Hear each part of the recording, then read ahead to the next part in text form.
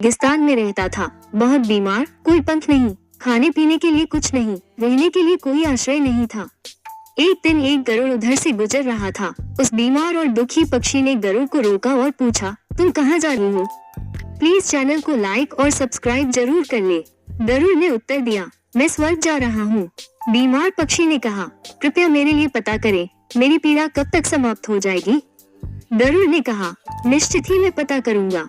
गरुड़ ने इतना कहकर बीमार पक्षी से विदा ली। गरुड़ स्वर्ग पहुंचा और प्रवेश द्वार पर देवदूत को बीमार पक्षी का संदेश दिया। देवदूत ने कहा, पक्षी के जीवन में अगले 7 वर्ष तक इसी तरह कष्ट लिखा हुआ है, उसे ऐसे ही 7 वर्ष तक कष्ट भोगना पड़ेगा, तब तक उसके जीवन में कोई खुशी नहीं है।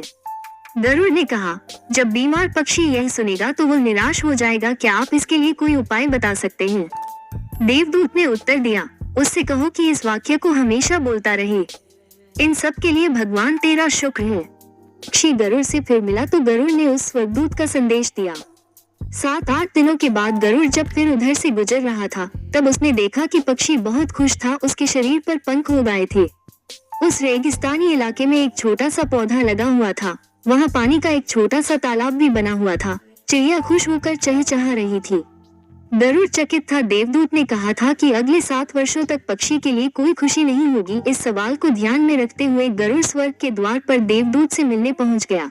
गरुड़ ने देवदूत से अपने मन में उठते हुए सवालों का समाधान पूछा तो देवदूत ने उत्तर दिया, हाँ, ये सच है कि पक्षी की जिंदगी में 7 साल तक कोई खुशी नहीं लिखी थी, लेकिन क्योंकि पक्षी हर स्थिति में इन सब के लिए भगवान तेरा शुक्र है बोल रहा था और भगवान का शुक्र कर रहा था, इस कारण उसका जीवन बदल गया। जब पक्षी गर्म रेत पर गिर गया तो उसने कहा, इन सब के लिए भगवान तेरा शुक्र है। जब यह उड़ नहीं सकता था तो उसने कहा, इन सब के लिए भगवान तेरा शुक्र है। जब उसे प्यास लगी और आसपास पानी नहीं था तो उसने कहा, इन सब के लिए भगवान तेरा शुक्र है। जो भी स्थिति हो, पक्षी दोहराता रहा, इन सब के लिए भगवान तेरा शुक्र है। और इसलिए 7 साल 7 दिनों में समाप्त हो गए। अगर आप अभी तक चैनल को सब्सक्राइब नहीं किए तो प्लीज चैनल को लाइक और सब्सक्राइब जरूर कर ले।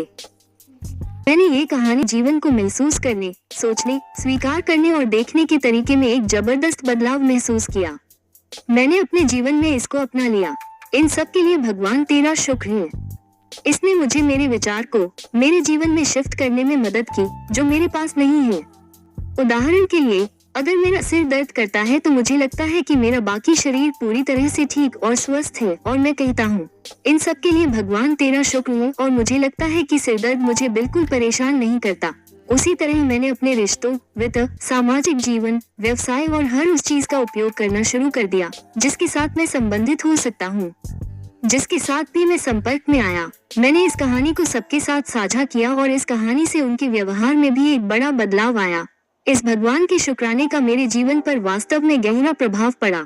मुझे लगने लगा कि मैं कितना धन्य हूँ, मैं कितना खुश हूँ, जीवन कितना अच्छा है।